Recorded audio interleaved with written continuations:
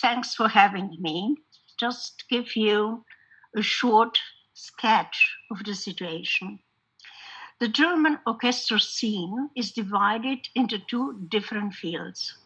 The first one consists of 129 Kulturorchester, which have a fixed cast of permanently employed musicians are publicly financed according to the bargaining agreement negotiated by the Deutsche Orchestervereinigung, which would be in English German Orchestra Association. The second one includes some 180 ensembles and chamber orchestras that are called free. They are also professional musical bodies, whereby in many cases musicians are shareholders of their ensemble and participate as such directly also in its financial success or failure. These ensembles are rarely publicly financed, and they are increasingly perceived as a separate structure along the Kulturorchester. Most free ensembles and orchestras are founded during the studies at a music academy or shortly after. There is no doubt that training concepts of the higher music education focusing on artistic excellence and repertoire knowledge provide a crucial basis also for working in the freelance scene. Further, ensembles specializing in modern and historically informed musical practices are formed predominantly in cities where the academies support prospective departments. However, they still concentrate on the preparation for a soloist career or position of a Kulturorchester and consider only sporadically other professional options. Hence, skills that are crucial for the working life in the free music scene are acquired predominantly outside the academia. Our pre-study for a planned research project about the precarious working conditions in classical music showed that next to workshops, master classes, and summer schools, especially youth orchestras seemed to be of importance. They are typically covering a span from preteens and teenagers to those of conservatory level and serve different purposes, ranging from primary music education to the training ground for the work in professional symphony orchestras. For the topic discussed, however, especially two pre-professional selection orchestras are important. The first one is Bundesjugendorchester, which is federal youth orchestra for musicians between the ages 14 and 19, which builds upon the countrywide musical competition called Jugend musiziert. This ensemble is patronized by the Berlin Philharmonics and was or is conducted by top conductors such as Herbert von Karajan, Kirill Petrenko, or Simon Rattle. Founded in 1969, up till now, some 4,000 musicians had the chance to join this elite ensemble, out of which some 83% followed a professional music career. In 1974, members of the National Youth Orchestra founded the Federal Student Orchestra for musicians between 18 and 28 as a preparation for the work in professional orchestras. It is based on the concept of self-government, giving members the right to decide on artistic and organizational matters. A further important feature is the experimental character of the orchestra, testing limits, breaking with traditional listening habits, and taking the audience on a journey through unexplored musical worlds. So the program is based on a symphonic repertoire and historical performance practices. The orchestra is also committed to modern music, closely collaborating with contemporary composers.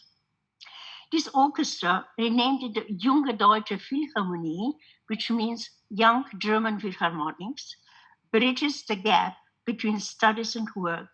Being a part of it is an important seal of quality, and many former members can be found in the leading orchestras or hold professorships at music colleges. As important, however, is the fact that out of this germ cell of music innovation and creativity also emerged several well-known free musical bodies.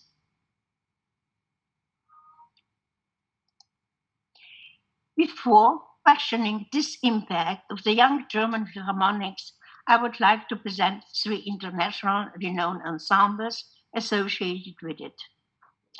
The Frankfurt-based Ensemble Modern was founded in 1980 when a group of students from the Junge Deutsche Philharmonie decided to realize their own vision about a democratically structured classical orchestra. This implies that all projects, productions, and financial matters are decided and supported by the musicians directly, with the conductor and artistic director becoming obsolete. Ensemble Modern is dedicated exclusively to promoting contemporary music, including music theater, dance, and video projects. It unites currently some 20 soloists, but can expand to 130 musicians if performing as the Ensemble Modern Orchestra, the world's first orchestra playing exclusively music from the 20th and 21st century. Further activities are the International Ensemble Modern Academy, promoting young talents, as well as its own label and publishing house. Our second example is Deutsche Kammerphilharmonie Bremen with the Estonian conductor Paavo Järvi. Founded in 1980 as the chamber orchestra of the Junge Deutsche Philharmonie, also this orchestra was a grassroots association of music students first, but is now organized as a company in which the musicians are sole partners. This means that they are having full responsibility not only for artistic, but also for financial matters. Further, the orchestra is also supporting a permanent wine soloist ensemble and engaged in several groundbreaking educational and community-based activities. Also, the string orchestra Ensemble Resonanz has been founded by members of the Junge Deutsche Philharmonie. It sees itself as an interface between a chamber orchestra and a soloist ensemble and combines the promotion of contemporary music with classical repertoire. The 18-piece ensemble is democratically organized and works without a permanent conductor. It is based in Hamburg, where it is in a residence with a new Elbphilharmonie concert hall. Further, the ensemble established a young concert series called Urban Strings, which merges classical music with club culture. As our investigations show, not only ensembles mentioned, but also a considerable number of other free bodies emerge from youth orchestras. In some cases, even the line-ups remain the same, but the term youth was removed from the name as the players got older. A prominent case is the Mahler Chamber Orchestra, which is de facto the renamed Gustav Mahler Youth Orchestra. This observation enters to the hypothesis that experiences gained in youth orchestras must have an important formative function, not only for the artistic development, but also for the professional work and employability, whereby at least the following points seem to be of importance.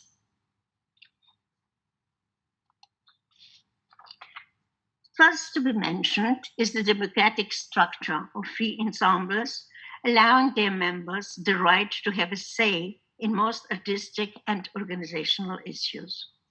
Paraphrasing Margaret, in the German setting, one of the mother trees of democratic and organized orchestras is Junge Deutsche Philharmonie, conveying its way of doing things to a generation of young talents. This liberation from the strict corset of the contrary stipulated rules of the state-financed Kulturorchester is also reflected in the preference for flexible legal framework conditions. Most ensembles are organized as associations or societies under civil law, which are easy to establish and handle bureaucratically. A further important issue seemed to be the spirit of freedom. This is not necessarily understood as the absence of public subsidies only, because not all musicians strive for a permanent employment in the Kulturorchester.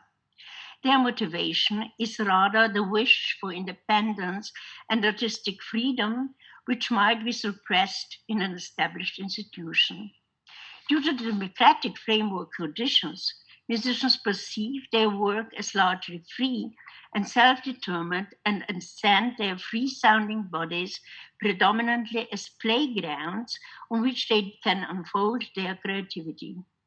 This opens new possibility for expression and self realization, which in turn sparks a positive way on the public. Youth orchestras work project oriented, with the lines up changing from work phase to work phase. A similar performance practice is applied also by free ensembles, which normally have a set of core members but are capable to work also with increased or reduced costs if the program of the financial framework progression or the organizers require this. Also, in this respect, they differ from the modes of operation of Kulturorchester, which are working on a season basis with a fixed number of players as determined by the collective bargaining agreement. Another feature that connects youth orchestras and free ensembles is a young habitus driven by curiosity, experimentation, and joyful playing. This applies not only to youth orchestras with their enormous turnover of young people, but also to adult ensembles cultivating their founding myth from the student years. Hence, these free ensembles are often labeled as young classics and attract also young listeners who are not concert goers before. Summing up the issues sketched, I would like to propose that especially pre-professional youth orchestras have an important influence on free ensembles and orchestras. On one hand, the participation in these musical bodies is an indication for a certain degree of expertise, paving the way to a professional career.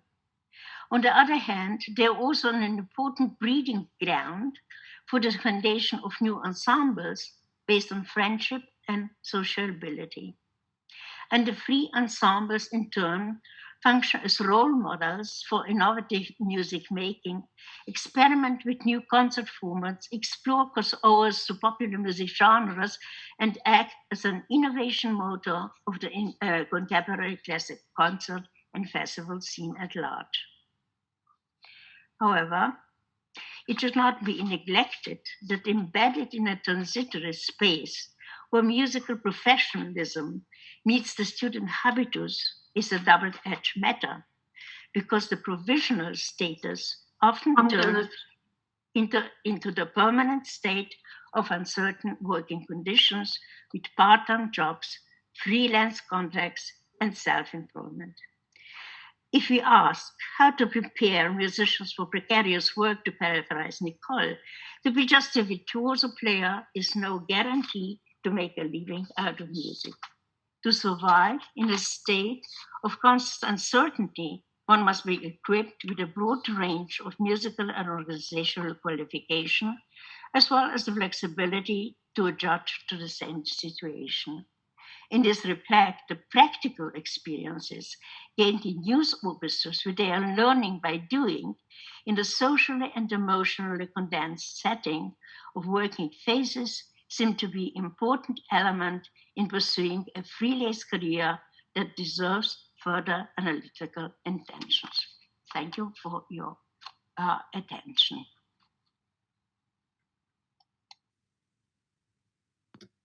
Alenka, thank you so much. Wonderful presentation and wonderful to hear about your research and the structure happening there. Fantastic. And Diana had her hand up straight away. She's ready to fire off the question. Diana, over to you. It's because Diana can't find her logo with the hand up. Thanks, Alenka. Very interesting. I want to ask about repertoire a little bit more. And I've just chosen a couple of examples I wrote down. Young German Philharmonic. For example, would Dom's concerto for bass guitar and orchestra, I have no idea who it's by, would that be...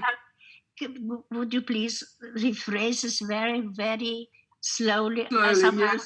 Fair enough. Yes. A question, Alenka, about repertoire for the orchestras. You mentioned about the young German, is it Philharmonic or Philharmonia? Yeah, Philharmonic. Yes. So would they play a piece like Dom, what was Dominic's name? Where is he? Dominic was talking about playing a piece for electric bass and with orchestra. Would the orchestra play that type of repertoire? They probably would, because, for instance, Orchestra Resonance, which is kind of a spring-off, is doing exactly that, with having a whole series called Urban Strings. And they're kind of playing as a string orchestra with DJs in Hamburg clubs. Yeah, good. And they are kind of getting also young audience. So one thing we did observe, well, we are just embarking on our project, so I can't really tell you a lot of our results, is that this young orchestra, this young classics, is having young public, mm-hmm. which are not concert goers, they were from go. And there is luggage to be left behind, which is probably, in a certain sense, it's hard to say, and I hope nobody hears me in Germany, this structure of the Kulturorchester, which are kind of dear since the Nazi time, which are dear, publicly financed. So mm-hmm. they had no problem with the epidemic.